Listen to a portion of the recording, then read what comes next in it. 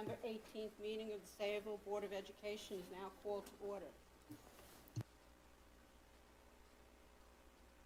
231 PL Law 1975, this public meeting of the Sayreville Board of Education has been established by sending a copy of the public meeting notice to the Home News Tribune and the Star Ledger. In addition, copies of the announcement of the meeting have been sent to the Borough Clerk, and a copy of the notice of the meeting has also been posted on the bulletin board outside the office of the Secretary of the Board. Please rise for the pledge to the flag. I pledge allegiance to the flag of the United States of America and to the republic for which it stands, one nation, under God, indivisible, with liberty and justice for all.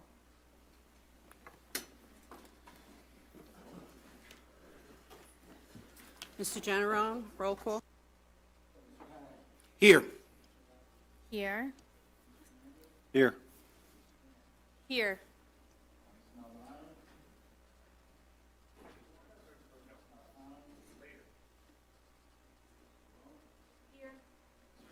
Here.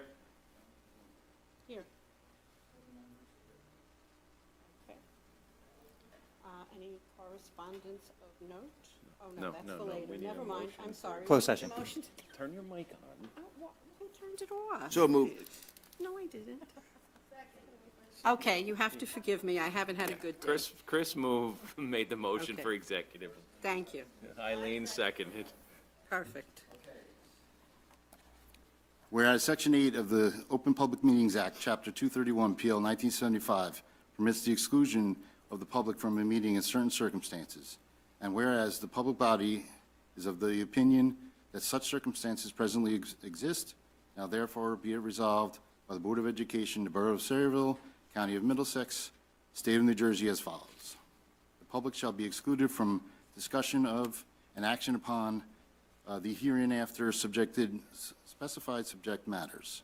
The general nature of the subject matter to be discussed is as follows. Personnel, including but not limited to agenda items, student matters, and matters falling under attorney-client privilege, and SEA grievances. It is anticipated at this time that the above stated subject matter shall be made public. At such time, the need for non-disclosure no longer exists. The resolution shall take effect immediately. Mr. Callahan? Yes. Mr. Chakowski? Yes. Mr. Fernandez? Yes. Mrs. Hernandez? Yes. Mrs. Maldonado is on here, Mrs. Napolitano. Okay, Mrs. Pavone? Yes. Mr. Smith? Yes. And Mrs. Bloom. Yes, Okay, so we're in executive session. okay.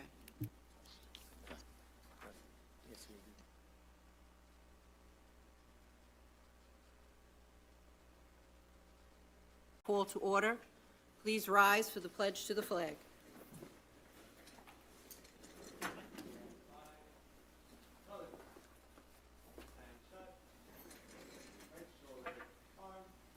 I pledge allegiance to the flag of the United States of America and to the republic for which it stands, one nation, under God, indivisible, with liberty and justice for all.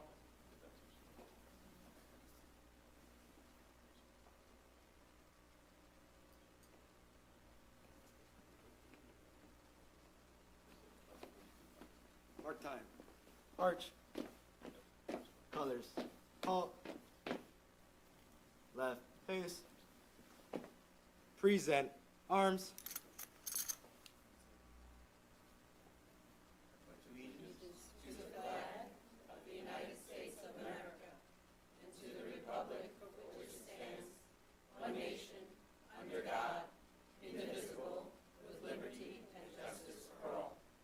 Order. Arms.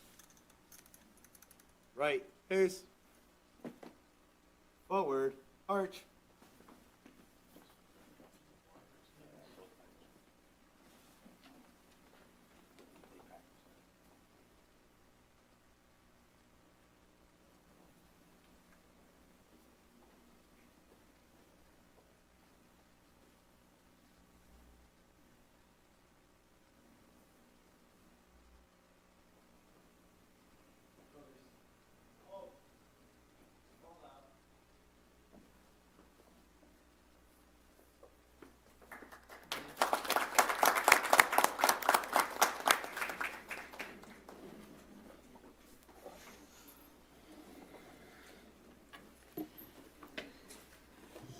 Generone, roll call, please. Here. Here. Here. Here. Here. Here. Here. Here. Mr. Generone, can you please summarize executive session?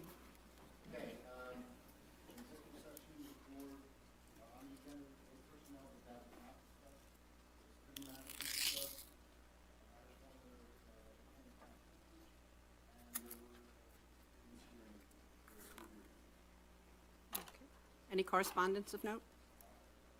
Okay. We now need approval of the minutes from the previous meeting. So moved. Second.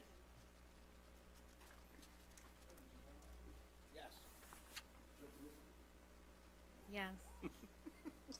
Thank you, sorry. Mr. Fernandez? Yes. Mrs. Hernandez? Yes. Mrs. Maldonado? Yes. Mrs. Pabon? Yes. Mr. Smith?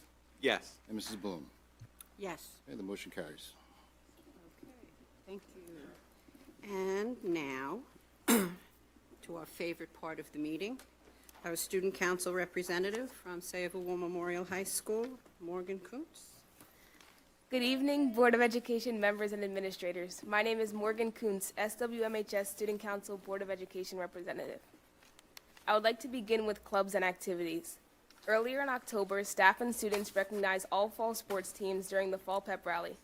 The Pep Rally events included a musical performance by the marching band, tug of war, a relay race, steal the bacon, musical chairs, field goal kick, and a performance by the Bombers cheer team.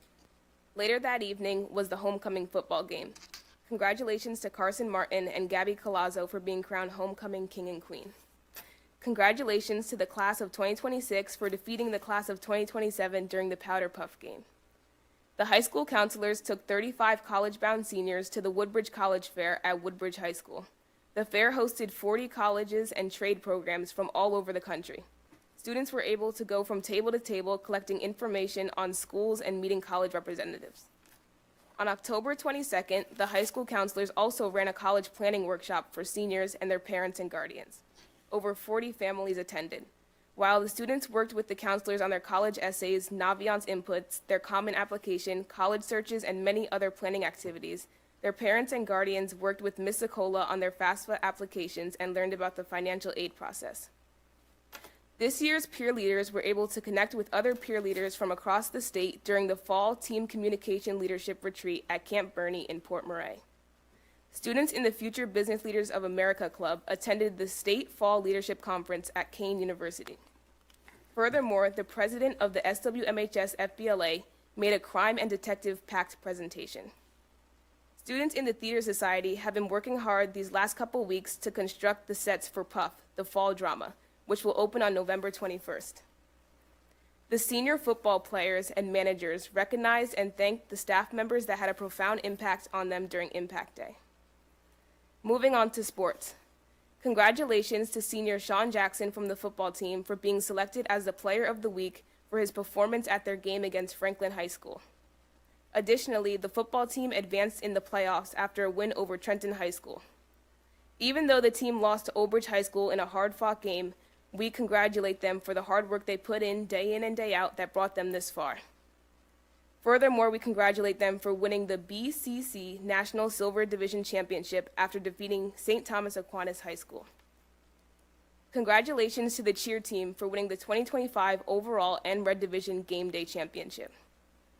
The girls and boys cross-country teams ran extremely well during the Greater Middlesex Conference Championships. Angelia and Damian Oliver placed 4th, Morgan Kuntz placed 11th, Sophia Stanley placed 18th, and Bryce White placed 19th. The girls' team also won the GMC Gold Division Championship. Congratulations to the field hockey team for winning the GMC White Division Championship. The girls' tennis team earned their 6th match win of the season after defeating Colonia High School. The boys' soccer team tied Wardlaw Hartridge and the Piscataway Magnet High Schools to improve their season record to 8-8-2. The girls' soccer team defeated Monroe Township High School to improve their season record to 12-8. The girls' volleyball team ended off with an outstanding 15 wins this season. Thank you for your time and support.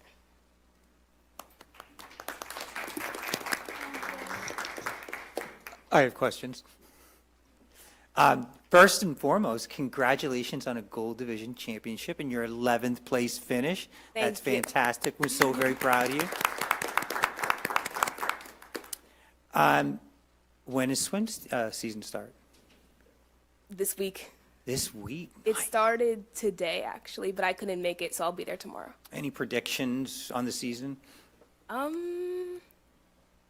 No idea, but I know we have a lot of fast swimmers coming up. Including Freshmen. yourself? Yes. Excellent, excellent. What are the plans for Thanksgiving? I think I'm going to my uncle's house. We haven't been there in a while, ever since COVID, I think, we stopped going there, but now we're going this year, so I'm That's excited. wonderful. You're going to make his day. That is so awesome. And lastly, how is your sister doing in college? Oh, she's doing good. She got an internship already in her freshman year. Oh, that does not surprise me. Wow, that's fantastic, honey. Well, we wish you and your family a very happy Thanksgiving and great job as always. Thank you. Thank you, Morgan. Unfortunately, Samantha Callahan is not well, so she can't be with us tonight, so we will not get her, Well, we hope she feels better. her comments this evening, but thank you. Thank you, And Morgan. happy late birthday to her. Yesterday was her birthday. Right. Oh, we have to wish her happy birthday. To Samantha. Can we sing? Thanks, Morgan. Is she watching, Chris? Okay, do we want to sing happy birthday to? Why not? Oh, Dr. Labby. Happy birthday to you, Samantha Callahan. Happy birthday. Come on, Mrs. Babone, you know the words. To you. Happy birthday, Happy birthday, to you. Samantha. Happy birthday to you. Happy birthday, birthday, dear Samantha. Happy birthday to you. That's right, we do everything here. So now Sam knows how much we love her because we totally embarrassed ourselves. Yay. Okay, at this time, I have no comments. Mr. Smith, your highlights, please. Thank you, Ms. Bloom. Commendations and thank you to Charlie Ritchie from the Boy Scouts of America, Troop 96, for building a brand-new Gaga pit and assembling the picnic tables over at Truman School. Great work by Troop 96.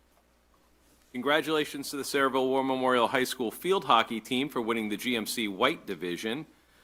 Congratulations to the War Memorial High School cheer team for winning the 2025 overall and Red Division Game Day Championships. Also, for advancing to the Universal Cheer Association National Championship in Disney.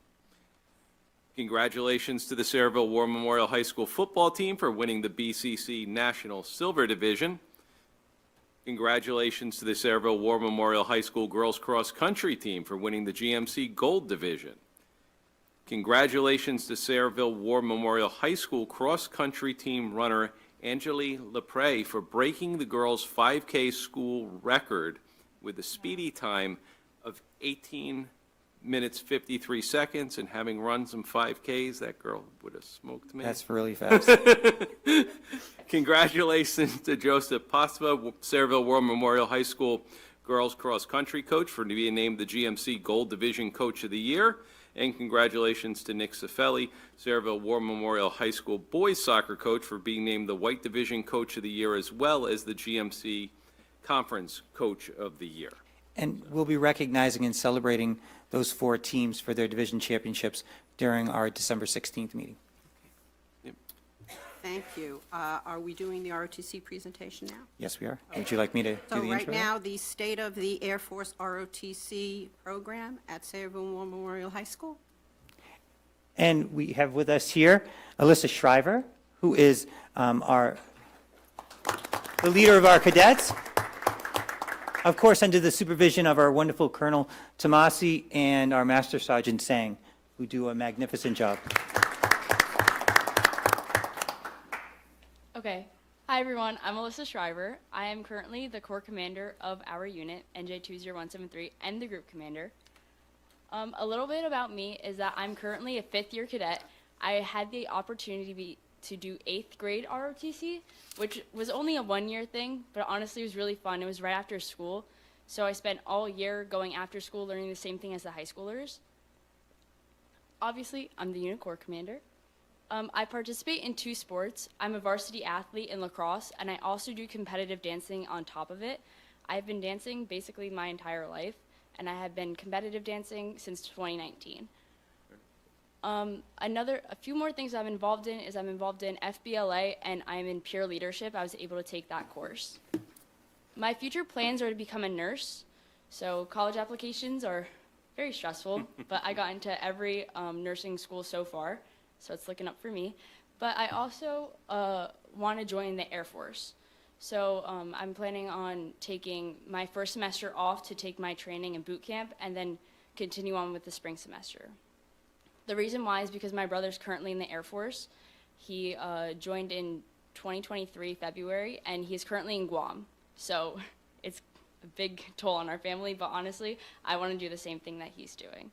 He was also in ROTC, so that's why I joined it to begin with. He was a senior my 8th grade year, so I was able to be in the program with him, which was like a big, wholesome moment for me. What is JROTC? JROTC is a cadet leadership program. We establish character development, discipline, and professionalism. We also give all of our cadets an opportunity to become a leader. So this year we have a lot of new incoming cadets, and most of them are probably going to have a leadership role. So my 8th grade year, I was able to be a flight commander. And honestly, that made me the person who I am today. And also, our core values are integrity first, service before self, and excellence all we do, and they're straight from the Air Force, and we make sure to establish them in each classroom. The benefits of JRTC is that it's a 5-credit course, so you're not dipping out of any credits in the high school.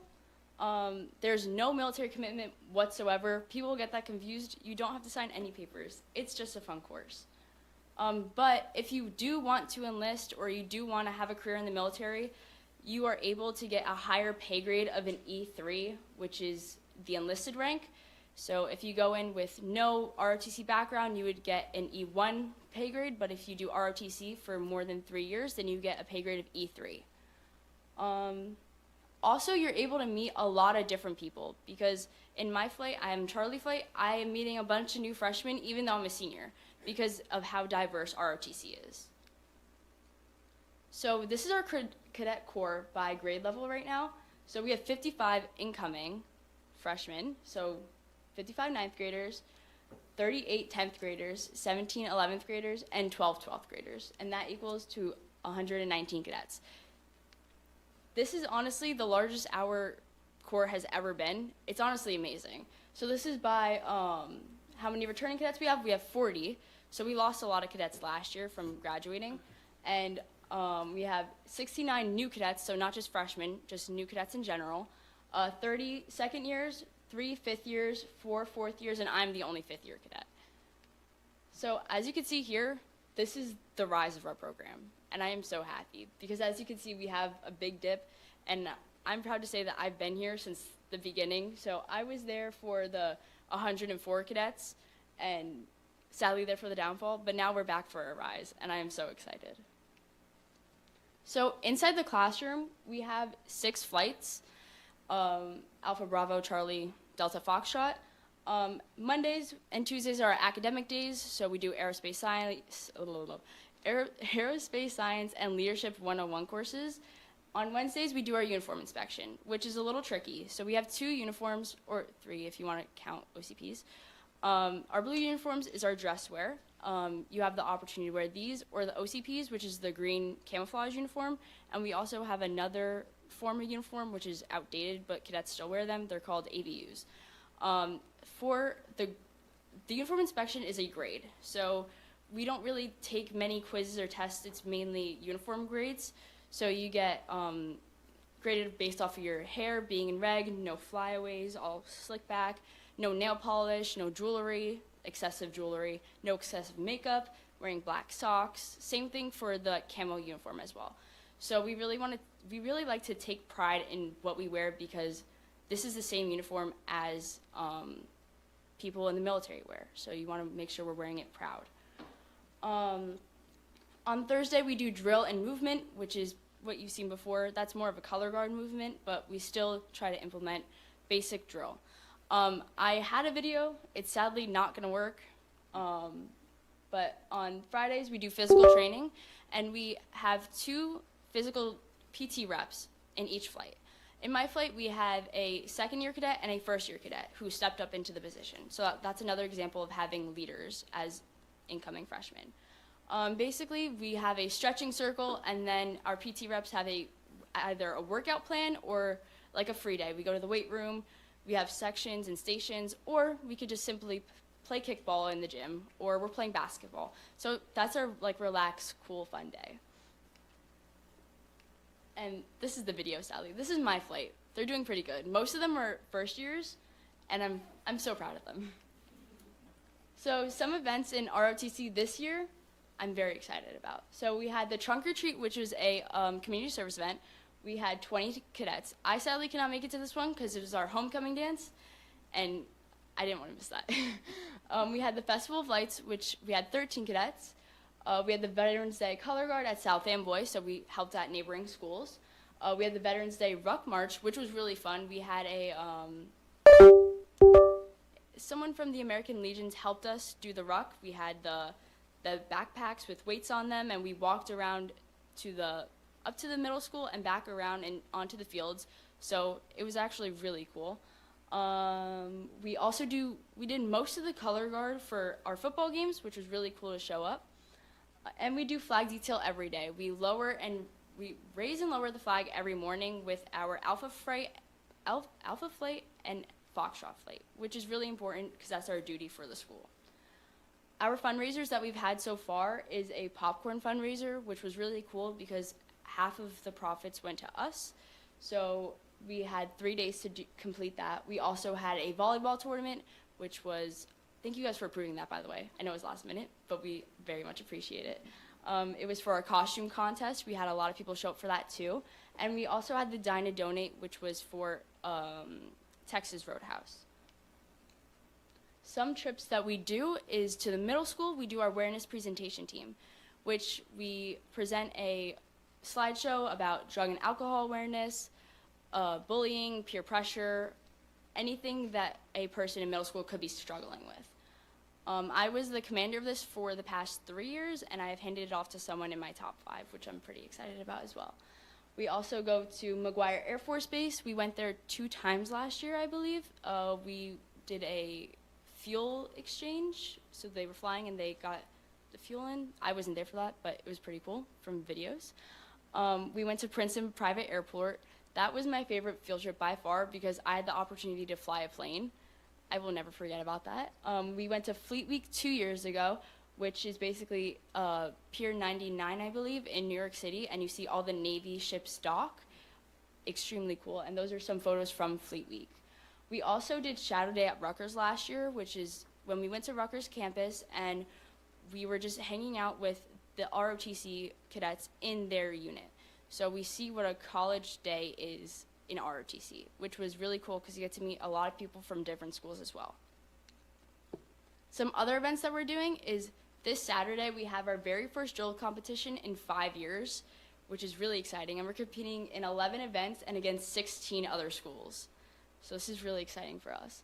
We have military ball, the award ceremony, CLC, which is a cadet leadership camp, and that's basically you go away for a week at a college campus. I'm not sure which one. I was not able to attend. And you basically get a taste of what college ROTC is like and like boot camp in a sense. We do the marching and the Memorial Day parade every year. That's really fun. You walk from Elizabeth Street all the way down to Borough Hall. And then we also help out with the veterans in the VFW down the street. We also host the Shadow Day for the Career Club at the middle school. We did that last year, and I think that's how we got a lot of our cadets alongside the APT trip, which is awareness presentation. We got a lot of cadets from there as well. And we also did Wreaths Across America about 3 years ago, and we also have Deanna in there. I don't know if you saw, yeah. That was a while ago, but that was really cool. That was a huge event. We had a lot of veterans show up for that one. Last year, our goals were to have 95% of cadets have an average of 88 or higher in ROTC. We surpassed that by a lot last year. We also wanted to have at least 35 returning cadet, 35 first years. That was also another goal of ours. We surpassed that by a ton. We also wanted to have a minimum of 800 community service hours. We did amazing last year. So this year, our goals are to have 80% of cadets will have an A or better in ROTC. Also, 75% of cadets will increase their push-ups in the amount of a minute. We also do a test, or we try to, in the beginning of the year, see how many push-ups you could do, just to track how you're getting better throughout the year. I think we could also do a good job on that one. At least 2 APT trips to the middle school, and conduct 1 community service event on grounds. So maybe that's simply just helping with litter on school grounds or cleaning up the football field, and have at least 5 fundraisers. I changed this one. It was originally 2, but we already have done so many, so I just decided to boost it up a little bit. Our future plans is to have a commander's call, which is tomorrow.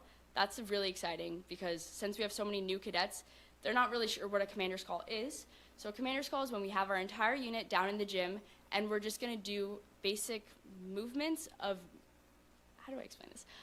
So we have each flight line up and we're gonna do open ranks, which is all of them are opening up to see their uniform, which is the inspection. And this is getting us ready for our inspection, which is February 5th. And that's basically seeing our grade on how we're doing compared to other schools. We're doing we do color guard for the unified basketball. We have the military ball, March 27th, the award ceremony, May 5th, alongside the chain of commands. So once May 1st hits, I will be stepping down from my position, and Sofa will be taking my position. We have the flight competition at the very end of the school year, which all the flights do drill, and they compete against each other. And we're going to go to a few more drill competitions, hopefully, and at least 2 field trips. And what I have achieved in ROTC is that I won best flight in 8th grade. And this is so special to me because we're the only middle school class. And my brother was commanding too, and he was a flight commander, and I won against him. So that was probably like the best moment of my life. I became a leader, actually. I was really scared in 8th grade. I hated talking in public. I was just a very scared little girl. And I also overcame my fear of public speaking, made lifetime friends because of the diversity in ROTC. I met people from different grades. They've graduated like 3 or 4 years ago, and I still text them all the time, and I'm still in contact with them. And also, I had the opportunity to fly a plane, which is also something that I never thought I was going to be able to do. With that being said, thank you guys so much for approving everything, and any questions?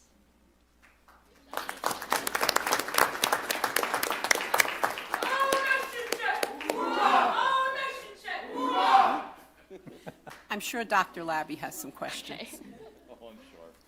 Okay. No questions, but I have comments. Okay. First and foremost, great presentation. Thank you. And had you not said that you had this fear of public speaking, I would have never recognized that. You did a marvelous job. Very impressed, and most importantly, very proud. Thank you. With regards to the entire program, under your leadership, as well as the leadership of Colonel Tomasi and Master Sergeant Sang, I can't say how proud and how inspired I am by the development of the program. Not only the size of the program and number of cadets, but the amount of things that you are now doing in the community, with drills outside, going to the cadet leadership camp, which I believe is in June. I've actually attended one of those. It's pretty cool stuff. Just the caliber of the work that you and your cadets are doing has just been so inspiring to me. Since I, watched the beginning when we first brought the, Air Force Junior ROTC in, and to see it now, and to see it also at a point where it was most vulnerable after the pandemic and after we lost Colonel Spare. But then once we got Colonel Tomasi and he injected that infectious energy that Colonel Tomasi has, he's just incredible. And then, Master Sergeant Sang, you compliment him so well.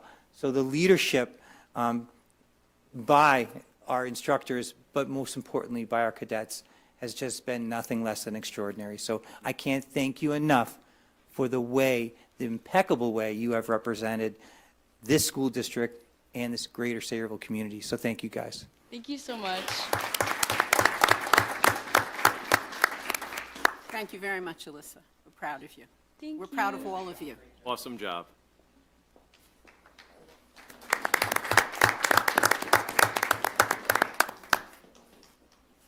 You want to comment that she works with me. So she does that, and then she go to work too. So that's where she gets it from. Okay, we'll give them a minute to exit.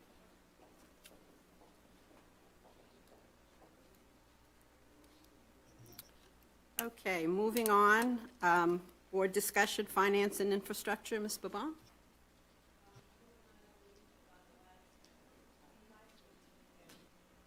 I get prepared, if you could move to someone else, and then I'll have that right for you.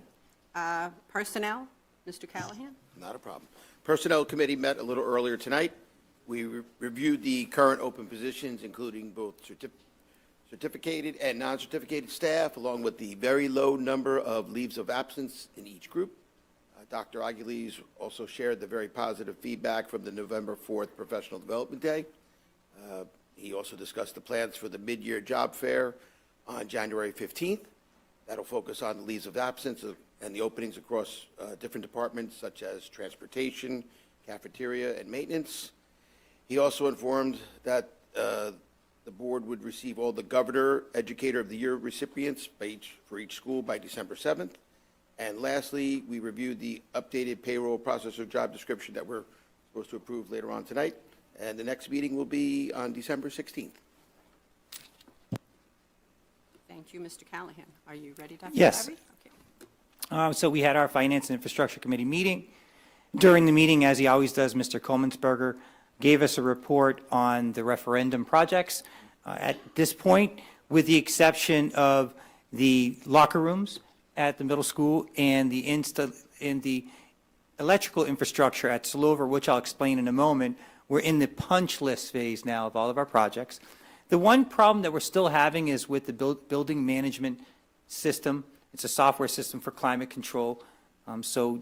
Kohlmensberger is working together with each particular vendor to make sure that, we get a hold of how that system works and we can regulate the heat or the air conditioning in each of our classrooms in each of our schools. So that's still a little bit of a work in progress, but it's normal with a high-tech system, like the one we had installed. And speaking again of the locker rooms, we're progressing as scheduled with those locker rooms at the middle school. We're moving along quite well. And then I'm happy to report that JCP&L did go ahead and install the transformer, the new transformer that we need at the Sayreville School, so that, again, we can connect that new transformer to the new switchgear and provide the electrical infrastructure that Sayreville needs in order to run all of our technology as well as our heating and air conditioning systems. With that being said, when you go ahead and connect the transformer to the switchgear, we're going to have to take Sayreville off the grid for several days, so we won't have power there. So naturally, we won't be able to do that probably until spring break, because once we do that, you're going to lose heat and so forth. So we can't afford to lose heat at this time of the year.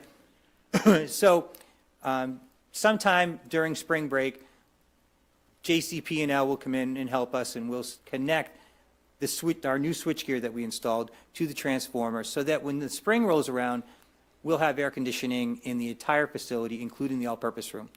They've had air conditioning in the building, just not in the all-purpose room. So with the connection and the new infrastructure, the whole building will be up to snuff when it comes to the power it needs for the entire system. Okay, we also talked about projects outside of the referendum. We talked about the solar canopy completion project, which you'll see is on the agenda. Today, we're asking you to award a contract to a company called Shoreland so that we can complete that solar canopy project at the high school. We also talked about the progress that we're making with the transportation complex. We talked about the Eisenhower bathroom renovations, which will begin, in fact, if they have not already begun, they'll be beginning very soon. We're going to tackle the main bathrooms first, and then after that, the smaller bathrooms. However, some good news that we reported later in the meeting, you can see that we received funding from the School Development Authority, which is going to pay for half of the Eisenhower renovation. So we save about $160,000 because of the funding that we received and applied for from the School Development Authority. So we're beyond thrilled about that. We also talked about the progress that we're making with the installation of the new esports lab at the high school. All the furniture is in. I believe all the electrical or technology is in. We're still waiting on the connection of air conditioning into the actual room. We don't need that right now because it's not that time of the year. That's something that we have to continue to do. So we're real close. They had a deadline at the end of this month, so where do you think we are with that, Mr. Glock-Malloy? The only thing left is the fiber connection from the nearest IDF to the room itself. That purchase order is out. I know that Dr. Rowanowitz is scheduling that. End of the month, I'm not so sure. Definitely before winter break, I would say. Okay, great. And as you know, we already purchased these signs for the 4 schools that are going to get electronic signs. They would be Arleth, Eisenhower, Samsel, and the middle school. In fact, Mr. Colemansberger had a meeting today with JCP&L to see if we could run the wire from a pole for the sign in front of the middle school.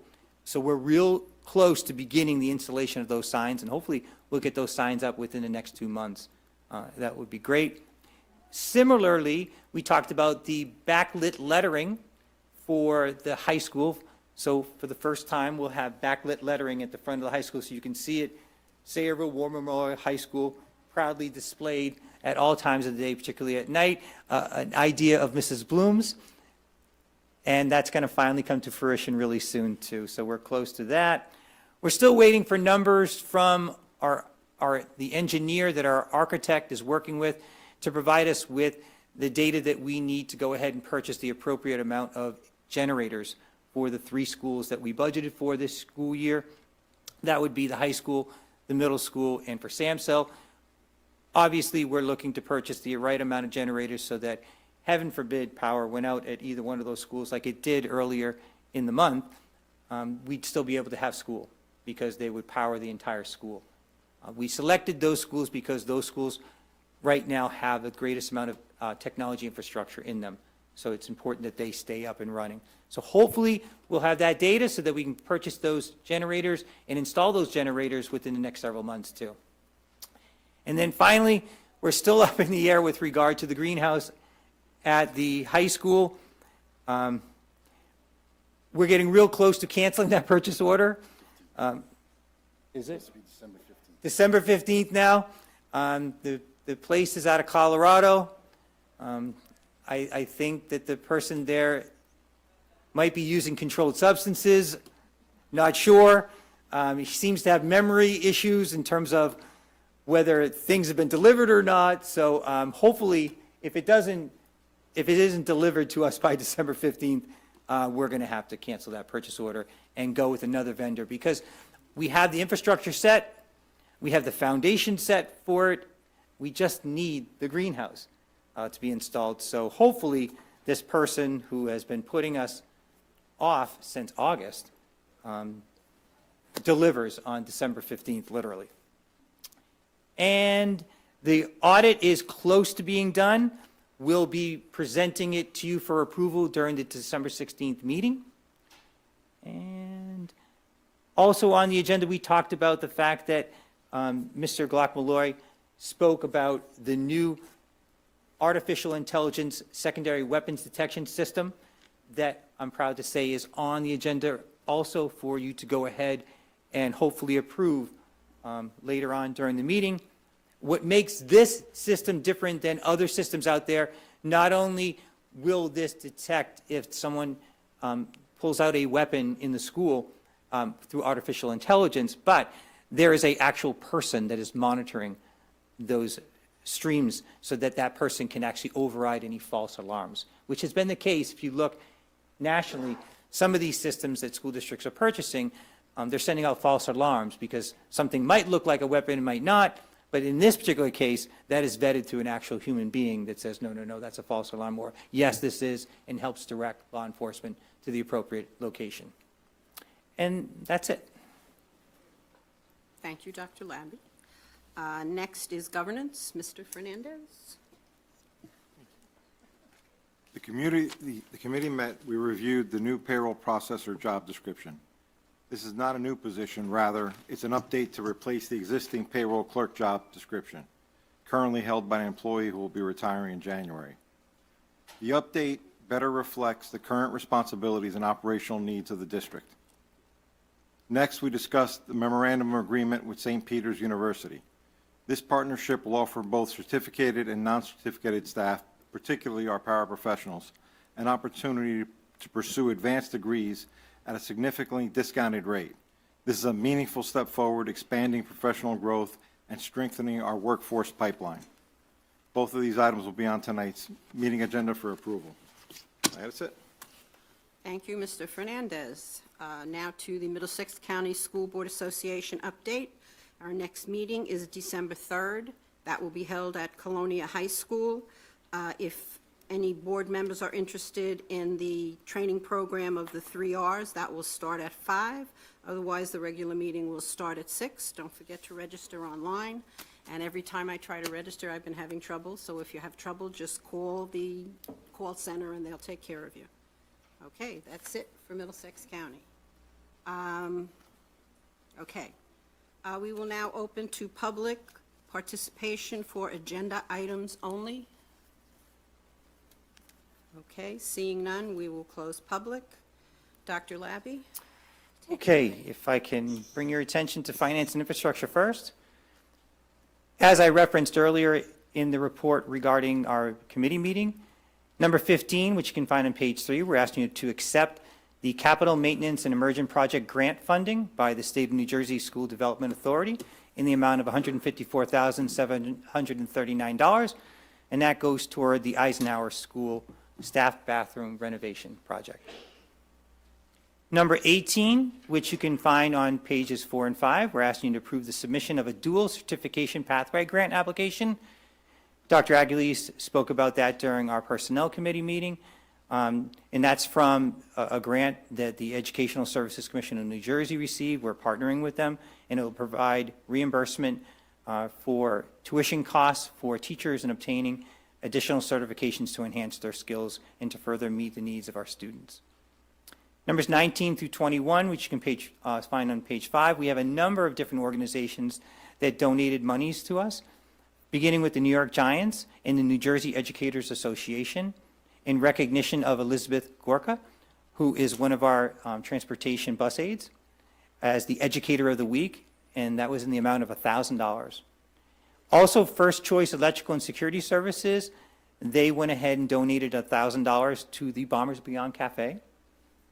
And finally, Mr. Fernandez and the South Amboy Sayreville Rotary Club, we can't thank them enough for the donation of individualized name tags for all of our student staff members at the Bombers Beyond Cafe, and that was the amount of $150, but I think you can't put a money value on the smiles of all of our students when they received those name tags. I mean, Mr. Nasser, you were there. It was a pretty special moment.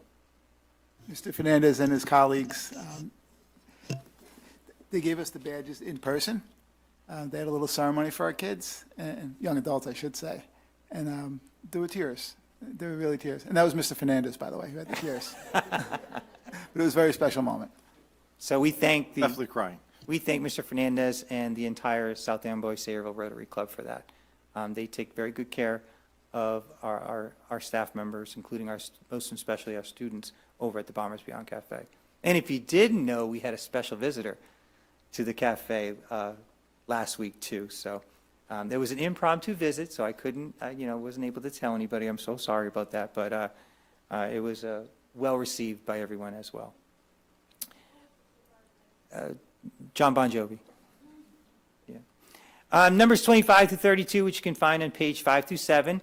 We're asking you to approve Arlene Bishada to replace Monmouth Ocean Educational Services Commission as the interim business administrator, public agency compliance officer, qualified purchasing agent and the custodian of public records from November 19th, which is tomorrow, through May 5th, 2026. And with that being said, I can't thank Ken enough for the time that he has given us. You may or may not know that Ken right now is the acting full-time business administrator for the Monmouth Ocean Education Services Commission. And the amount of work that that entails is mind-boggling. So for him to be able to dedicate the time he has dedicated to us over the past 2 months, we are forever grateful and in your debt, Ken. So thank you very much. Thank you, and I'm sorry it didn't last as long as I intended, but there were some unforeseen circumstances that I'm needed at the Educational Services Commission with my other job. So, but I want to thank the board and the administration, especially the business office staff, has been very, they've been great. And they're good. I've been to, in my last 33 years of business administrator and being in business offices, they're top-notch. So just wanted to let you know that. Thank you. Thank you, my friend. Thank you, Ken, for stepping. And on behalf of the board, I thank you for stepping in and helping us out. Otherwise, Dr. Labby would be pulling his hair out. So thank You you. know what, I don't have a lot left. I'm You trying and me both, honey. You to and me maneuver it. Okay, number 33, which you can find on pages 7 and 8, we're asking to award the contract, and I mentioned this earlier, for the solar canopy completion project at Sayreville War Memorial High School to a company called Shorelands Construction. They're out of Long Branch, in the amount of $2,353,000. And that will be paid for out of the Energy Savings Improvement Program, as well as capital reserve funds. And that is a long time coming. The previous vendor walked off the job, I think, in 2021. So, numbers 37 and 38, which you can find on page 9, we're asking you to approve, as I just mentioned earlier, security technology services and licensing for a term of December 1 through 2025 through November 30, 2030. From CD Government Incorporated for the Zero Eyes camera streams at an amount of $160 per stream, as well as licensing for a term of December 1, 2025 through November 30, 2026 from the same company for the Zero Eyes camera streams at an amount not to exceed $128,000 per year, I believe, Mr. Clark-Malloy. And again, this is that artificial intelligence secondary, and I call it secondary because if you know our security system, the primary system is the metal detection when people enter our buildings. That's the primary detection, to stop anybody from coming in with any kind of weapon. However, heaven forbid, if somebody does, and somebody brandishes that weapon, now this secondary detection system will detect it through artificial intelligence, but also through the supervision and monitoring of a human being. Okay? Those are the most important ones, according to me, from Finance and Infrastructure. But do you have any questions on those or any other items I might not have mentioned from that section? Dr. Labby, I do have a question regarding 25, I think it's 26 and maybe 27, but the name here listed is Christopher Mullins, is not Ken, so that threw me off. So Christopher Mullins is the person that we appointed. He's the person that Mr. Generone mentioned earlier that unfortunately has had some unforeseen health circumstances. He is the business administrator for MOESC, and he was supposed to be the person representing us from MOESC, but when he had his unfortunate circumstances, Mr. Generone took over. But he is still representing MOESC. Gotcha, okay, thank you. Anything else? The new security system that we're doing, the second eye, how many, are we doing all our cameras, most of our cameras? Mr. Clark-Malloy? In our initial year, we are going to be targeting all of our primary camera views. There will probably be some in some areas that are not needed for 24/7 coverage that we'll be budgeting for to include next year. But the vast majority of our cameras are going to be covered in this cycle. This will be from pre-K through high school cameras? Correct. So all district cameras? Yes. The technology overlays on our existing cameras. So anywhere we have a camera, this technology is capable of being added in. Thank you. I have a question about the monies that we're removing from the capital reserve funds. What is the plan to replace those monies into the capital reserve? There is no plan to replace those monies. Initially, we had monies in the Energy Savings Improvement Program, but I don't feel we're going to have enough to cover the total cost that's in there for shorelands. So yes, some monies from capital reserve will be needed to supplement the money that we exhaust from the Energy Savings Improvement Program. And that won't be replaced.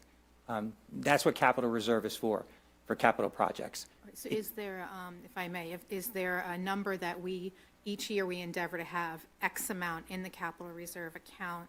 So if we use some of it, we do want to, maybe there's excess funds in other projects that we didn't need all the funding. So is that a situation where that? Yes, some of we that have would an be- ample amount of money in capital reserve.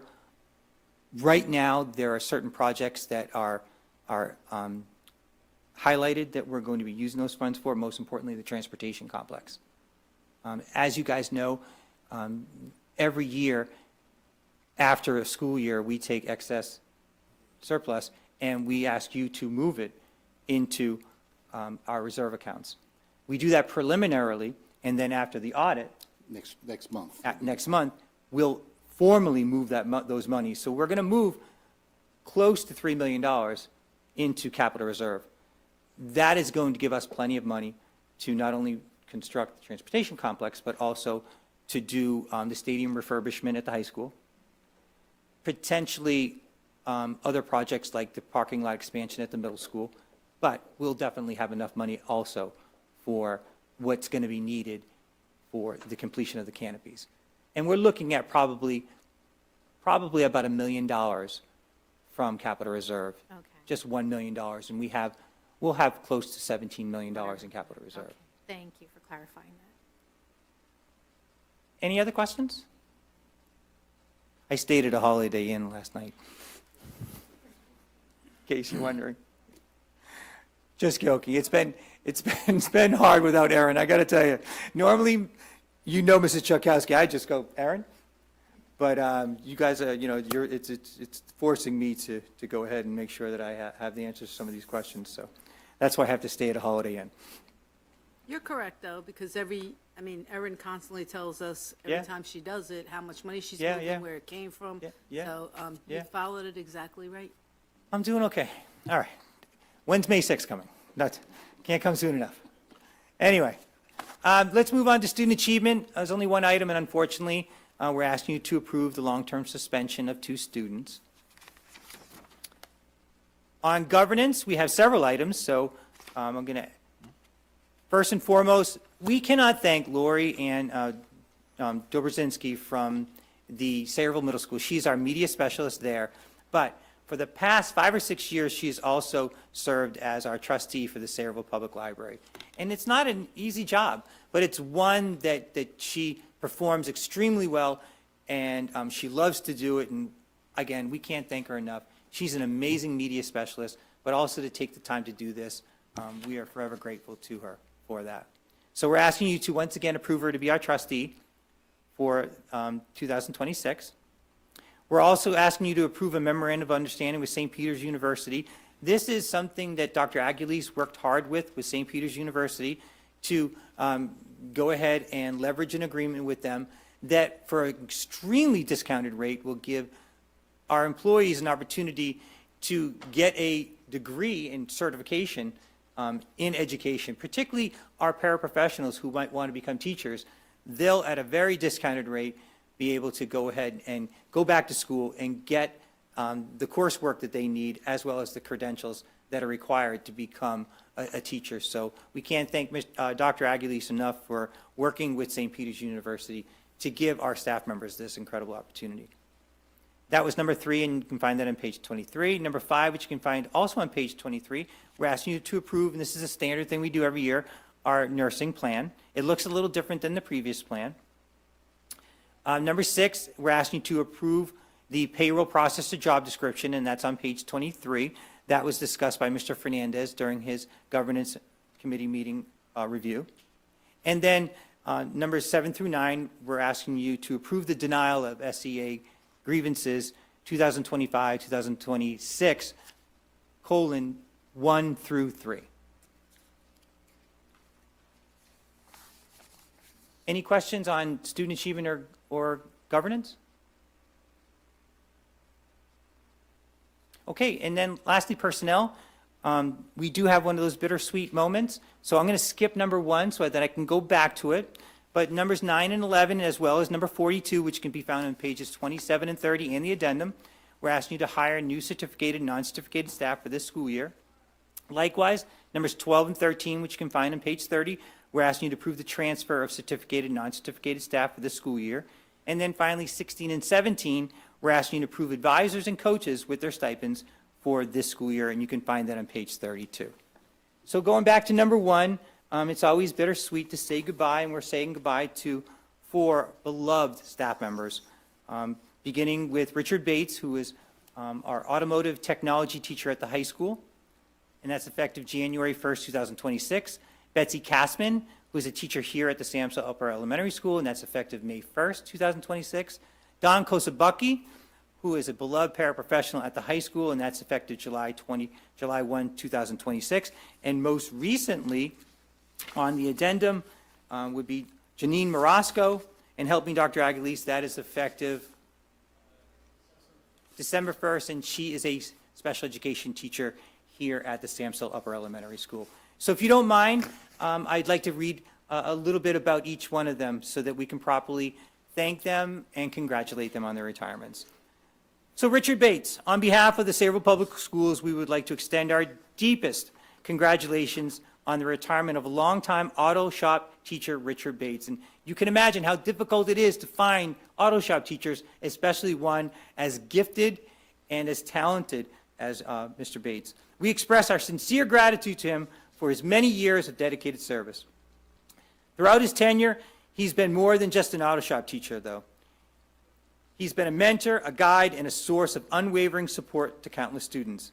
His passion for the automotive industry have not only equipped our students with valuable technical skills, but have also inspired them to pursue careers in the field with confidence and purpose.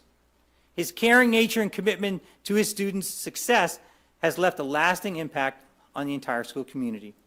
Whether it was offering guidance during a challenging repair, encouraging a student to believe in their abilities, or simply just being a steady presence in the shop and in their lives, his influence has had a profound and deeply appreciated impact on all of the students he has served so impeccably.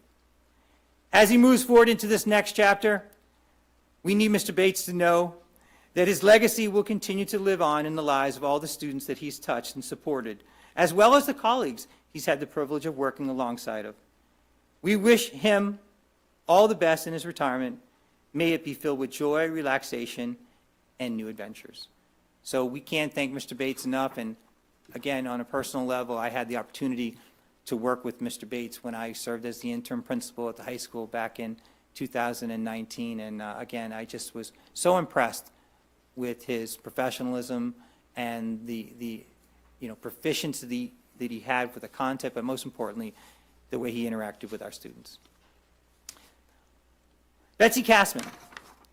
Mrs. Kassman is a conscientious, caring, and dedicated educator who will be retiring, as I said earlier, on May 1st. Mrs. Kassman began her teaching career in the Sayreville Public Schools in September of 1999. She began working with the primary grade students in a special education self-contained setting at the Arleth School. Later, she continued taking great interest in her students by working in a resource center pull-out replacement program and an inclusion setting at the Samsel Upper Elementary School when the building first opened. What year was that, Dr. Aguilis? This building opened in 2004. Several years later, Mrs. Kassman took on a role as a general education language arts teacher. Due to the needs of the Samsel Upper Elementary School, Mrs. Kassman looped with her students from 4th to 5th grade. She continued to foster teacher-parent communication and involve parents in the learning process. Through the years, Mrs. Kassman has hosted families for poetry events, Read Across America, and the Wax Museum. Mrs. Castman has served on the Character Education Committee and the Samsel Upper Elementary School Advisory Committee for many years. Her honesty and professionalism have always been appreciated. Over the years, she has developed good rapport with her students, celebrating their work and success. Mrs. Castman has supported her students by attending Let the Children Lead. That's my very favorite special Board of Education meeting that you all know of, and I hope that you agree with. And she also volunteers for the Character Education movie nights, as well as the family reading nights. With Mrs. Castman's retirement, Sayreville will be losing a true professional and a team player. She is a friend and mentor to many. Mrs. Castman took on challenges with grace and determination and implemented new initiatives with confidence. Her diligence is evident in her daily tasks as she arrives at school and is the first one to hand in paperwork. Mrs. Castman, we thank you for your incredible 27 years of service to the students and families of the Sayreville Public Schools. Samsel is going to miss you dearly. May you enjoy this next chapter in your life. And Dr. Labby, she's sitting right there. Oh, all right, Mrs. Castman. Dr. Labby, Congratulations, Mrs. Castman. Dr. Labby, may I say something? Sure, absolutely. This is hit, it's hit hard on my heart. My family was very difficult times, 2017 and 18. She was my daughter teacher. It was one less thing for me to worry about it. They had a green team with Mrs. Brija. Never had to go to any parent-teacher conference. They called me. They let me know how my daughter was doing. But most important, I'm always going to have that in my heart. Thank you so much for everything that you did in that time. But especially because we were living something so hard in my family. My daughter was so happy when she was in your class. She always said that for her, those 2 years, because she was lucky to have her 2 years, 4th and 5th grade, she said they felt like family. That's awesome. So thank you so much for everything you did for her and for us. Thank you, and we're going to miss you. Yay.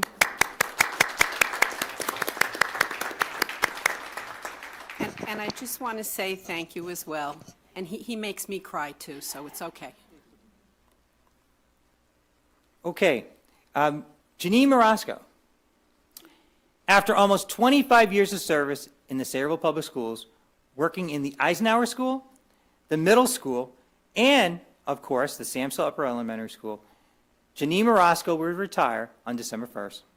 Ms. Marasco has been an active member of the Sayreville community, where she has been a helpful colleague, advocate for her students, and has formed positive working relationships with her students, parents, and families. As a special education teacher, both inclusion and pull-out resource center, Ms. Marasco's students knew that she cared for them dearly. She was aware of their strengths and weaknesses and was supportive of their social and emotional needs, as well as, of course, their academic needs. She established great rapport with her students, was compassionate and helpful, and always supported them in any way possible.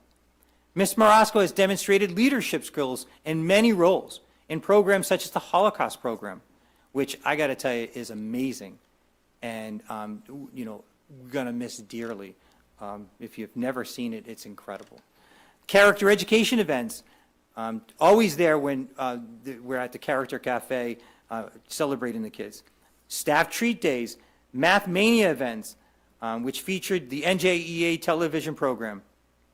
Classroom close-up, you name it, Ms. Marasco was instrumental in all these things, including also the Pennies for Patients initiative, Operation Smile, Pediatric Cancer Awareness, Willow Tree, Family Reading and Science Nights, Social Emotional Committee, and the Samsel Student Ambassadors. Again, she represented the Samsel Upper Elementary School as well as the Sayreville Public Schools impeccably. She was also on the District Health and Safety, as well as Facilities Committee. And she served as a member, as a representative of the Sayreville Education Association, I think focusing on actual safety in the facilities. She contributed to the profession by being a mentor, hosting student-teacher observers, and was always one of the first staff members to greet a new staff member and provide guidance whenever necessary. Ms. Marasco took part in and offered her assistance in summer programs such as Camp Excel, our ESY program, the Enrichment Program. Ms. Marasco will begin a new chapter of her life as she continues to share her compassion for working with children and supporting them in all their endeavors. We wish her much happiness and success. Congratulations on your retirement, Ms. Marasco. And on a personal level, I've had the privilege of knowing Janine for many years, since I began, and we're going to miss her dearly. Just a very dedicated teacher, especially for our students with disabilities, and a great colleague and mentor to our staff. And with that being said, I can't thank her enough. You guys know that last year, my son had the opportunity to student teach here at Samsel, and just as I read here, Ms. Marasco took him under her wing, and she helped him get assimilated to the school. And to this day, every time I come home from work, my son Skylar says, "How's Ms. Marasco doing?" And I told him that, she's going to be retiring, and told him all about what she's doing. And, again, he couldn't be happier for her, as we are, and couldn't be more appreciative for what she's done for him and for all of our colleagues and students over the many years she served us. So we can't thank her enough for that. Okay, and then Don Kosobucky. Don Kosobucky has dedicated the past 25 years to the Sayreville Public Schools, as well as the Sayreville community. During this time, she has provided the highest quality service as an individual student and program paraprofessional, as well as a colleague and friend to many, including me. As a program paraprofessional, Mrs. Kosobucky is, to put it bluntly, in demand. Her knowledge of students' needs and knowledge of district and school procedures has made her a tremendous resource for our special education teachers and our child study team members. She has been someone that they've gone to for many reasons for many years. As a one-to-one paraprofessional, no one can dispute her well-established reputation as a loving caretaker for those who need assistance. In fact, Mrs. Kosobucky has been matched with students who need the most complex level of care and support, and there is no doubt that she has been the emotional catalyst for many students as they adjust to the high school, which we all know cannot be that easy. To illustrate this point, a student recently told his parent on the first day of school that he had the best day ever, which is a testament to Mrs. Kosobucky's positive and welcoming disposition. As a colleague, Mrs. Kosobucky goes well beyond the consummate professional. She is collegial, supportive, helpful, and truly caring. So much so, in fact, that Mr. Nasser and Dr. Defina has specifically selected and relied upon her as a stabilizing presence for both new teachers and new students alike. As a community leader, no one, and I mean no one, puts more heart and soul into charitable acts of kindness like Mrs. Kosobucky. Having held and served the highest office within the Lions Club International, Mrs. Kosobucky coordinates vision care, toy drives, and meal trains. In fact, Mrs. Kosobucky does not hesitate to leverage her well-established connections throughout the community and beyond to secure essential resources such as wheelchairs, food, and clothing for those in need. Overall, Mrs. Kosobucky is a leader who serves with purpose and unity, one act of kindness at a time. It goes without saying that Mrs. Kosobucky has offered the highest level of care through her patience, compassion, and commitment. These outstanding qualities have surely left a lasting impression on the students she has served and the colleagues she has worked with so well. When you think of someone that is going to be hard to replace, you think of someone like Mrs. Kosobucky. When you think of someone that is selfless, you think of Mrs. Kosobucky. When you think of someone that deserves our heartfelt gratitude, think again of Mrs. Kosobucky. We wish Mrs. Kosobucky a long and happy retirement, and we cannot thank her enough for all that she's done for all of our students, all of our staff, and the Sayreville community. And on a personal level, too, I've had the pleasure of working with Dawn.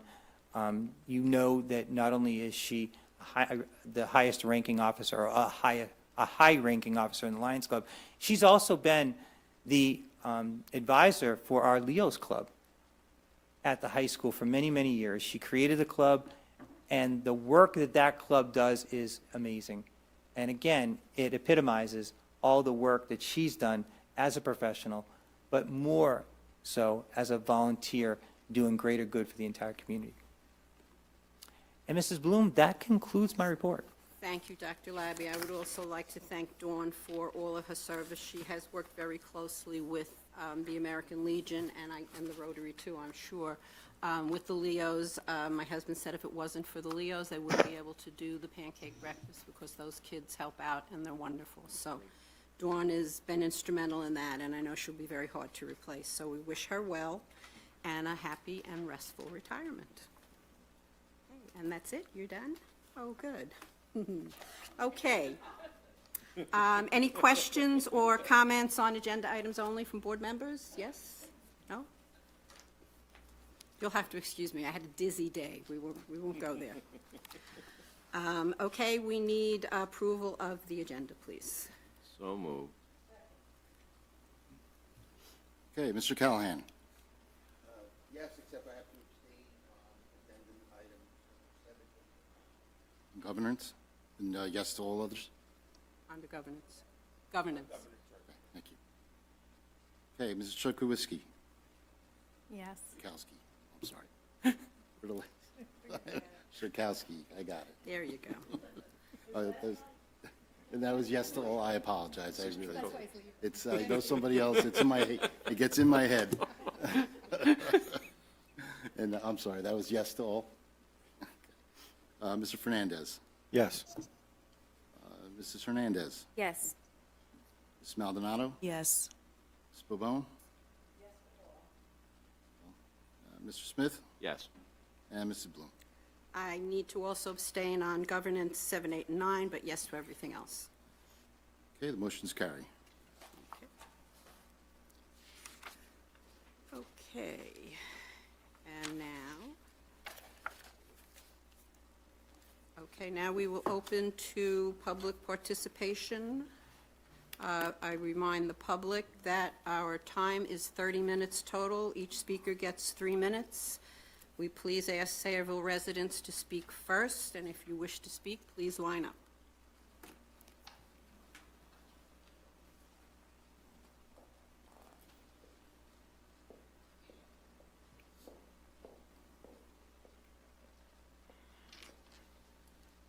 Okay.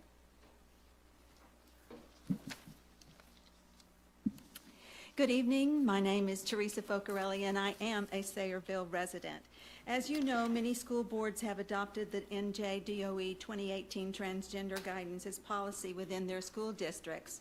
However, the NJDOE transgender student guidance of 2018 is non-binding and explicitly states that it is not a regulation.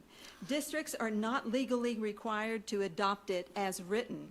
Local boards of education have the discretion to write their own gender identity policies as they weigh its parental rights, liability concerns, and local values when deciding whether to adopt, amend, or reject Policy 5756.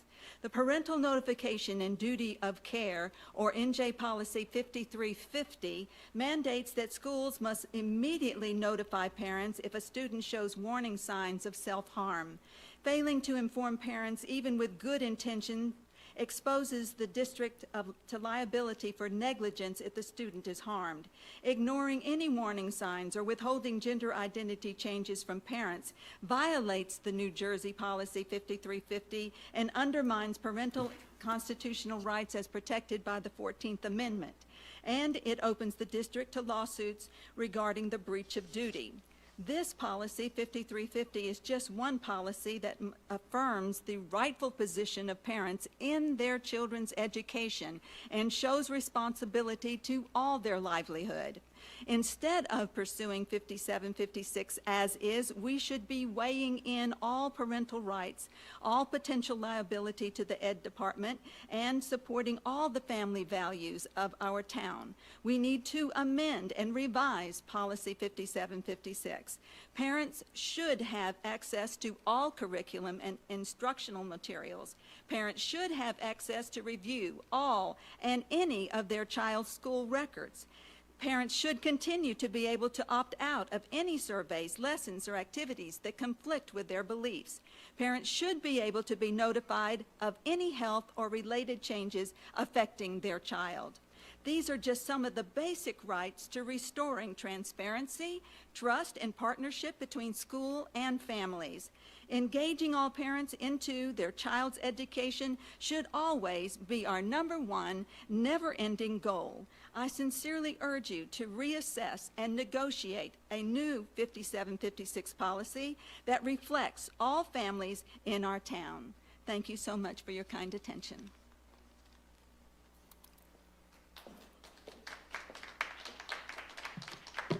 Hello, Jessica Vant, Scarlet Drive. Congratulations, Lucy, Jeff, and Chris, on your reelection to the board. Tonight, I am here as mother of a third grader to address two core concerns that motivated me to run for the board. Number one, the lack of decorum among some board members and the quality of representation that parents are receiving from this board. I believe the following quotes from a sitting board member demonstrate a serious lack of professional decorum and trust when engaging with members of this community. In reference to a question I had online about busing, yes, there was a vote. It's called a referendum. Read up on it. In reference to me when I was campaigning on Election Day, I'm heading over to Salover, and God bless the moron who has the balls to say one single word to me. She also encouraged them online to call the cops. In response to me thanking voters online who voted for us, I'm glad that 6,978 people did not vote for you. Well, might I remind you that win or lose, you still represent me as a parent in this district. I expect that to reflect in your behavior on and off social media. The most alarming statement and primary reason I decided to run for the Board of Ed directly concerns the rights of parents. The guy who was talking about the Bible and how there's two sexes, you're sending that kid home to him? That's exactly my point. What would he do to that child? I view this statement as a gross violation of parental rights and blatant discrimination based on religious belief. The board has cited transgender students as a protected class under NJ LAD, while religion is also a protected class under NJ LAD. I respectfully ask Dr. Labby and each board member if you denounce this board member's statement. Furthermore, I request that Mr. Bush weigh in on whether this reasoning, if used in decision-making, would constitute a violation of NJ LAD, specifically in the context of Policy 5756. As a parent who shares those beliefs, I find it deeply disturbing that a board member would leverage my faith against me when considering the notification of pertinent information about my child. Our campaign was fundamentally about protecting parental rights, and it was never about marginalizing transgender students. I want to assure the board that the community is not apathetic to the issue. Over 4,700 people intentionally voted for this platform, emphasizing parental rights. Thank you. Thank you. Thank you. Scared me. No, I wasn't ready for that. Me either. That was very loud.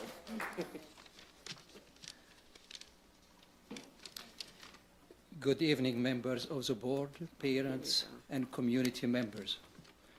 My name is Atif Gali, and maybe some of you know that I recently ran for Sayreville Board of Education.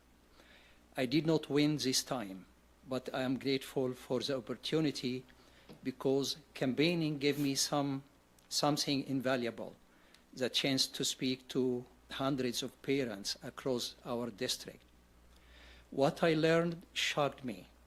Almost no one I spoke to had ever heard of Policy 5756 or understood that it allows the school to change a child's gender identity information without notifying parents. Most parents simply had no idea. They were surprised, confused, and in many cases deeply concerned whether someone agrees with the policy or not. The lack of awareness alone tells us something important. Parents are being left out of decisions that directly affect their children. Policy 5756 is not a law, but it's a non-mandatory guidelines from Department of Education. And more than 70 school districts have already rescinded. Few people believe, and some teachers, that reversing this policy would somehow cause the district to lose state funding. That is simply not true. Districts that rescinded face no financial penalty. This is not about politics. This is about parental rights, transparency, and relationship between families and schools. But I want to address something even bigger tonight. Across country, no matter the state or city, we see dark forces, social politics, political, cultural, and that try to divide parents from their children, weaken families, and silence community. And maybe some of you noticed that on Dearborn, Michigan, Minneapolis, Minnesota, and recently in New York City. Not because they care about the children, but because then when families are disconnected, when parents are uninformed, when communities are no longer united, people become easier to influence and control. If we want to protect the children, our families, and the future of this country, then we must stay alert, involved, and united. We cannot allow politics or policies or systems to come between parents and their children. I may not have a seat. Give me 10 seconds more. I'm I sorry. may not have one seat. Thank you. We have to do this Thank you. only for our kids, for our children. Thank you.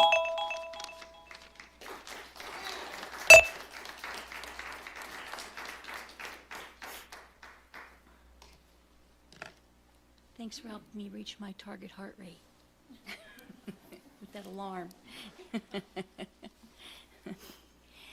My name is Mickey Fisher. I'm a former teacher here and a Sayreville resident. I want to say, first of all, congratulations to Lucy and Jeff and Chris for your victories. And I want to thank all of you for your service and the long hours that you put into this thankless task. Thank you. And as a parent, I want to beg you to rescind, all the board members, please, to consider rescinding 5756. It undermines parental rights and ties the parents' hands. And lastly, I wanted to make a comment. Dr. Labby has said in the past, at a past meeting, that he doesn't know of any transgender students in our school system. But according to 5756, secret files can be kept. And so Dr. Labby can't answer that question honestly, according to policy 5756. So with that said, it leads to the question, I was wondering if the teachers are trained. For instance, a gym teacher, if a trans student comes into the locker room, are those teachers trained? Like, what are they supposed to do? How do they deal with that? Is there policy in place for that situation, if and when a trans student goes into a boy goes into a girl's locker room? I was wondering if there are policies in place for that, for the teachers. That's very important if you're going to continue to have this policy. And I would ask you to please rescind it. Thank you. Thank you.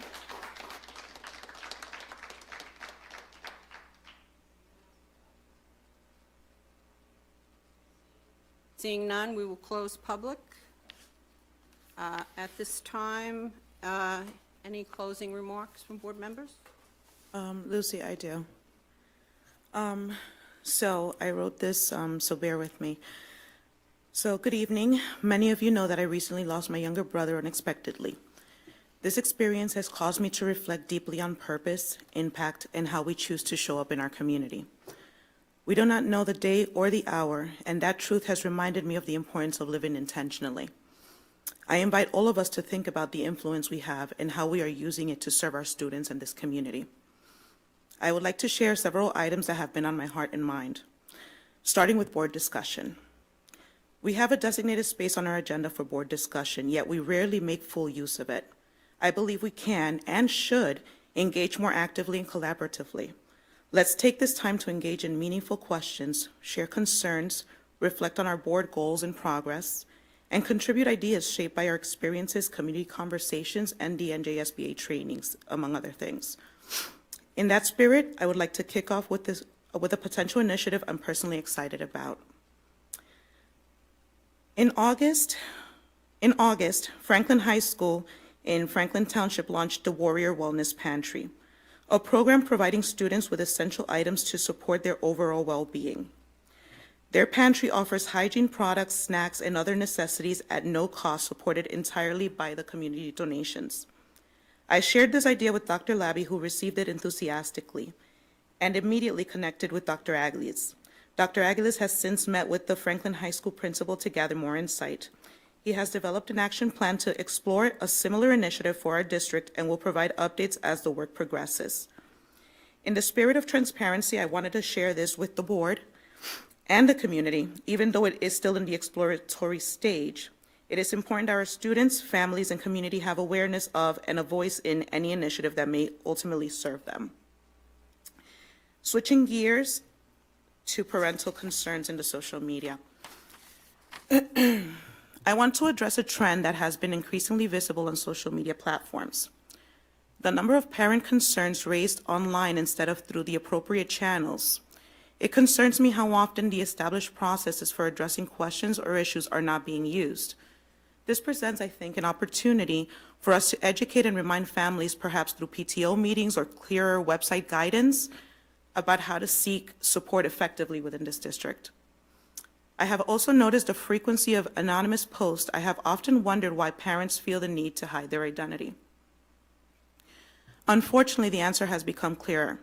Many online discussions include hostility, mockery, intolerance, and name-calling. It is understandable that some parents may not feel comfortable speaking publicly or attending board meetings when this is the environment they observe. Even more troubling is the number of likes or positive reactions to such negative behavior. This signals complicity and reinforces disrespectful conduct within our community. It really grieves me to see this happening in a community as beautiful as ours, and to know that our children witness these behaviors. We ask them not to bully, not to ridicule, not to react impulsively, yet adults often model these very actions. We must ask ourselves, what example are we setting as parents, guardians, neighbors, and community members? If our students behave this way, their actions would constitute a HIB. They would be held accountable, so the same standard of accountability should apply to us as adults.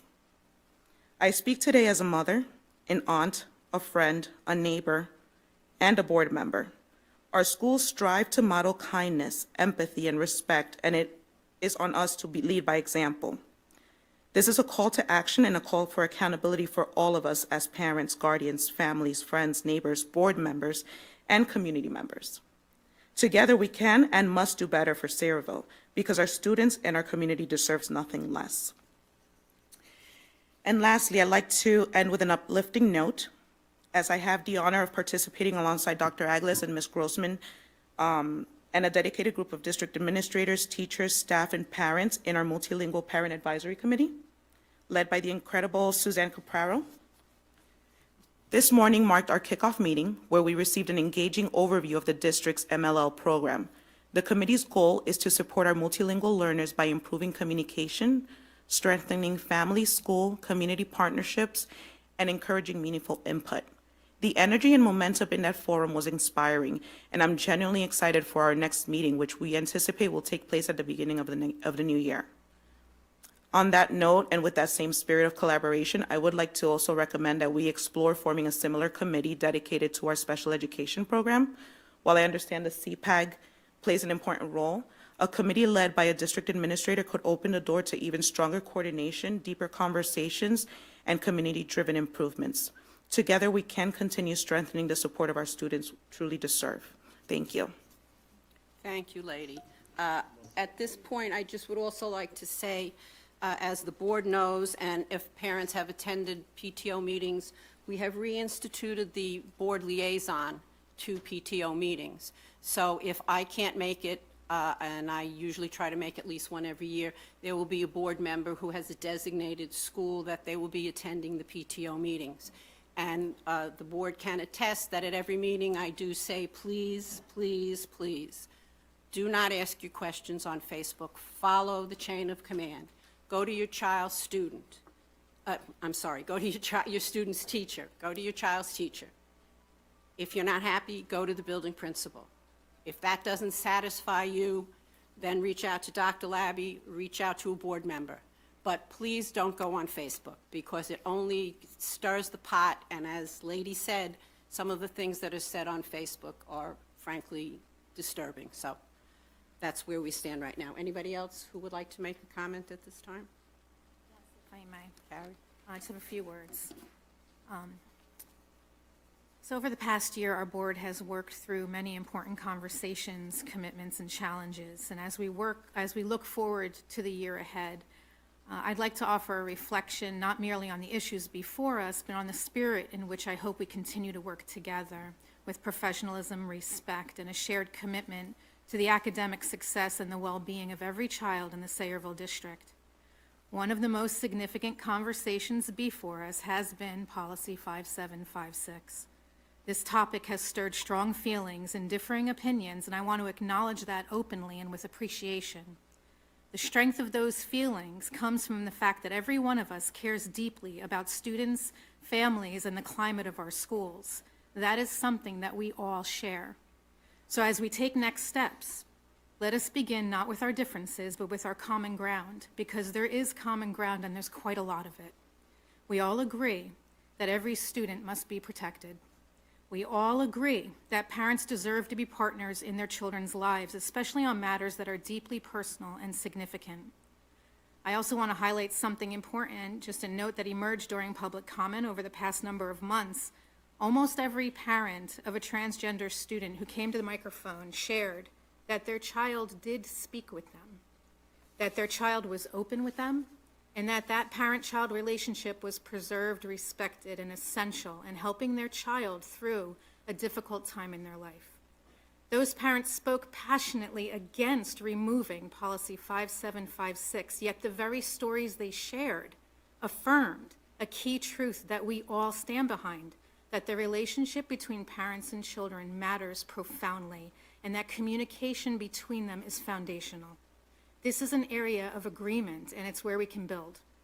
We agree that parents should not be kept out of their children's lives.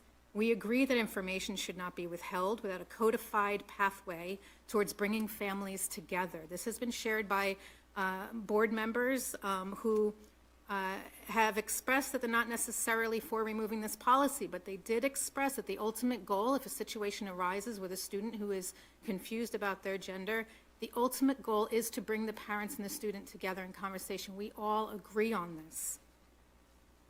We agree that student well-being is best supported when parents and schools work collaboratively. We also agree that access to protected spaces for girls must be handled with care and responsibility.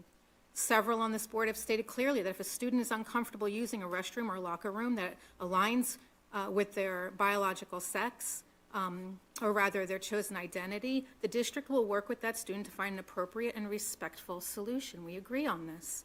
We agree with that approach, and we agree that it's not sound policy to simply open doors of girls' protected spaces without safeguards and thoughtful consideration. We agree on this. But my point is this: let us acknowledge what we agree on and write a policy that reflects those shared values and goals. It is time for us as policymakers to ensure that the language on our books very accurately reflects the objectives expressed by this board. Thank you. Thank you.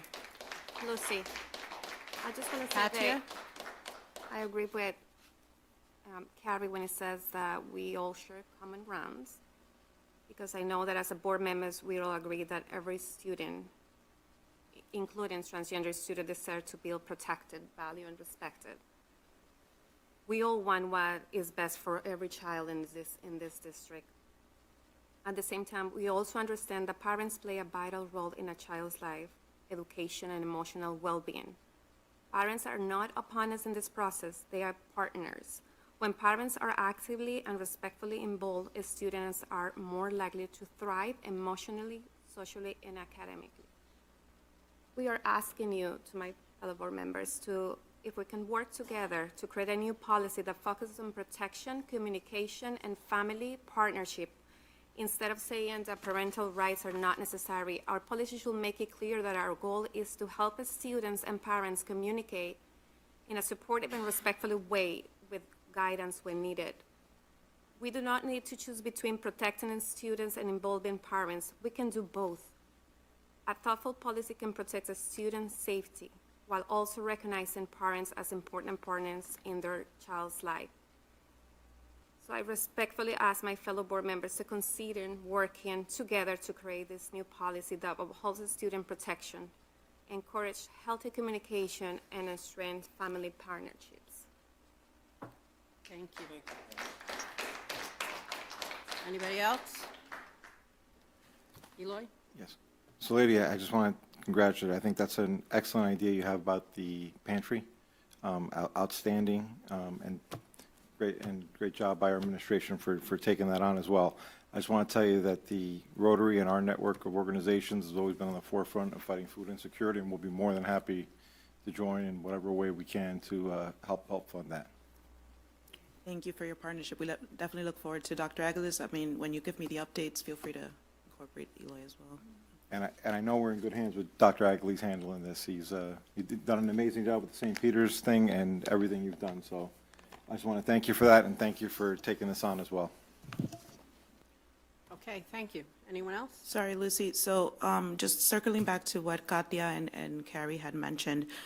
So in the spirit of what, Katia mentioned as far as the policy and in taking it to committee, I guess, to kind of assess whether or not we can arrive at a replacement policy. I really would like to make a motion to submit that to governance to begin developing a new policy to replace 5756. I do have, and I have previously provided you guys with not only policies, but the NJLAD law, FERPA laws, and everything around that. I understand there's, some hesitance around that, but I did bring a copy, and I will circulate it to each of you. With that, just gives you a brief synopsis of each of those policies for you to continue to do your own due diligence. But I would like to formally make a motion to send it to governance for review and discussion. If someone can, I guess, second. that. You need a second? Okay. Okay, roll call vote. Any other discussion, or ready for roll call? Okay, Mr. Callahan? And this No. is for, to clarify, policy 5756? No. To go back A to committee, replacement policy. To bring it to governance committee, yeah. to the governance committee, No. correct? Okay, Mr. Callahan? No. Okay. Mr. Kowski? Yes. Fernandez? No. Mr. Hernandez? Yes. Ms. Maldonado? Yes. Ms. Napolitano? Ms. Pabon? No. Mr. Smith? No. Mrs. Bloom? No. Motion does not carry. No, well, Okay, anything else? No, I would just like to thank Sayreville for reelecting the three of us to another 3 years on the board. And I would like to thank our competitors for bringing a lot of issues to the floor and to continuing to stay involved. I appreciate that. It shows that your heart was in this, and if you're going to stay involved, I'm happy to see you here staying involved. Thanks. Anyone else? Oh, thank you. Okay, motion to adjourn? So moved. Meeting